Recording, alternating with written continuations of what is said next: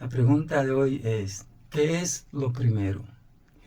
Yo sé que la gente tiene muchas prioridades, cada quien tiene su prioridad, pero hay algo que es primero y está ante todo y debería de ser primero para todos. Y bueno, empezaré hablando un poquito de este tiempo que estamos viviendo y de la sociedad que hemos construido. En esos tiempos que son especialmente difíciles, sé que todos llevamos mucha carga. Cuando era joven, yo pensaba que en el futuro las cosas iban a ser mejores, pero realmente no ha sido así. La sabiduría popular con sus refranes siempre tiene la razón. En este caso también la tuvo con el dicho que dice, el tiempo todo lo aclara. Y efectivamente el tiempo me ha dicho que no necesariamente el futuro iba a ser mejor que el presente que estaba viviendo. Y es que aunque los países se vanaglorian o se ufanan de que están desarrollándose, tú ves muchas cosas interesantes, la inteligencia artificial, toda esta tecnología con la que contamos, grandes edificios. Sin embargo, no quiere decir eso que haya un verdadero desarrollo en el sentido que debería de haberlo. Tal vez desde el punto de vista material, para muchos ha habido desarrollo, pero desde el punto de vista humano y espiritual, desde mi humilde punto de vista, realmente no veo que haya habido un desarrollo satisfactorio. Hoy las personas, por ejemplo, tienen una prisa inusitada, muchas veces carente de sentido. Es como si esa prisa fuera a llenarle ese inmenso vacío que tienen dentro. Y también a veces esa prisa es porque tienen la ilusión que para poder vivir y sobrevivir en este mundo hay que hacer muchas cosas, y en ese hacer muchas cosas realmente se les va la vida. Esa es la sociedad de hoy, la que estamos construyendo hoy. Y la gente en ese andar buscando lo que no es esencialmente bueno para la vida, construyen su propia soledad. Se van haciendo indiferentes a los asuntos de sus semejantes y viceversa. Así se va construyendo una sociedad individualista, hedonista, donde sus individuos o componentes son esencialmente solitarios. Voy a repetir, esencialmente solitarios. Esa es la sociedad de hoy, caracterizada por unos valores que yo creo que son antivalores, porque son valores impuestos por el poder, por el dinero, por el mercado, por ideologías incluso que están distorsionando la realidad científica del mundo. Y esos valores, por ejemplo, que en lo que vive esta sociedad, niegan los verdaderos valores humanos. ¿Cuáles son esos valores humanos? Por ejemplo, la vida o el derecho a la vida, la honestidad, la bondad, la solidaridad, el amor, el agradecimiento. Yo entiendo que si esos valores no se han perdido, por lo menos están ya en vía de extinción. Entonces, ¿qué hacer? ¿A quién acudir? Lo primero que hay que hacer es detenerse, porque yendo sin saber dónde vamos, de seguro que no vamos a encontrar el camino. Hay que detenerse y pensar con tranquilidad, despertar y volver en sí. Hay que reflexionar sobre nosotros mismos y el entorno. ¿Qué estoy haciendo? ¿Hacia dónde voy? ¿Qué es lo importante? ¿Qué es lo primero?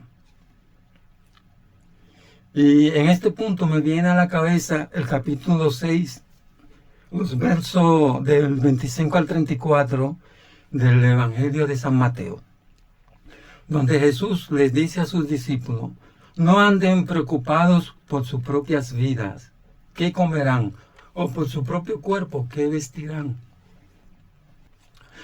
Porque ahí le pone de ejemplo las aves del cielo que Dios les da de comer, los lirios del campo, que Dios los viste, y dice incluso que ni Salomón se vistió como uno de esos lirios del campo. Y le dice, ¿no hará su Padre que está en los cielos algo mucho mejor con ustedes, hombres de poca fe?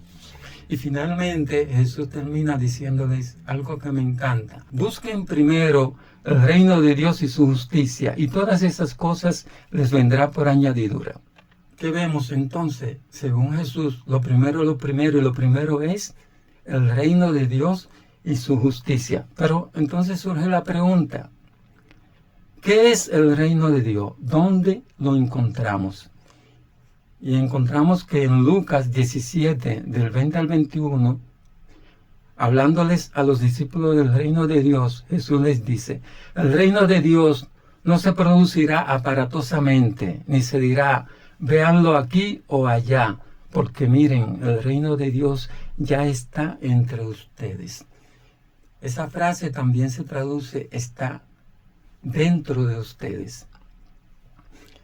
Es decir que el reino de Dios no puede representarse, no se puede evidenciar en este medio, en este espacio-tiempo en el que vivimos, sino que el reino de Dios está dentro de nosotros. Y se puede interpretar de las dos formas. Está dentro de nosotros, pero también está en medio de nosotros. El reino de Dios es representado por Jesús, que está en medio de nosotros, aunque no lo podamos ver. Y estuvo en medio de los discípulos en aquel tiempo. Porque Jesús está, es la promesa de Él, siempre en medio de nosotros, pero está también dentro de nosotros. Buscar a Jesús, entonces, es lo primero. Buscar a Jesús es encontrar el reino de Dios. Tenemos que buscarlo con los medios que tenemos. Está la Biblia, están los escritos, incluso hay muchas formas de encontrar a Jesús. Por lo tanto, hay que buscarlo para encontrar el reino. Y buscar a Jesús significa conocerlo y después amarlo. Y amar a Jesús significa cumplir sus mandamientos. Cumplir sus mandamientos es buscar, encontrar y ejercer su justicia. La justicia que Él mismo ejerció y nos enseñó y que está resumida en el capítulo 5 del Evangelio de San Mateo. Por otro lado, el reino de Dios también hay que buscarlo dentro, como había dicho, dentro de nosotros. Porque de seguro está allí escondido, muy dentro. Porque cuando Dios no creó, Él puso su firma y su firma de derecho de autor en el corazón de nosotros. Y cuando fuimos bautizados, el Espíritu Santo renovó esa vida que nos dio en el principio y nos hizo hijos del Padre y heredero de la vida eterna. ¿Qué es lo primero? Entonces, lo primero es buscar el reino de Dios y su justicia. Para buscar el reino de Dios y su justicia de manera tangible, tenemos que buscar a Jesús. Hay muchísimas vías de buscarle y encontrarle. Hay que buscarle, hay que conocerle, porque no se puede amar a alguien sin conocerle, y hay que amarle, y amarle es cumplir su mandamiento. Cuando uno cumple su mandamiento, ya empieza a ejercer la justicia del reino. El reino no se va a manifestar plenamente en estas dimensiones, como había dicho, pero se empieza a vivir. De modo que ahí está la respuesta para encontrar el camino. Es el camino que deja atrás las preocupaciones, las soledades, la desesperanza y la muerte, porque ese camino te transforma desde dentro y con las acciones del transformado transforma también la sociedad.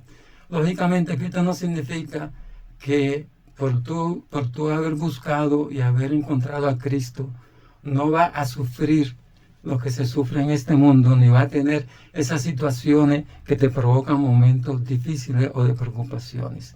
lo que tú vas a tener es una herramienta poderosa para poder enfrentar esas situaciones y convertirte entonces en una luz que ilumine a las personas que están también en situaciones difíciles.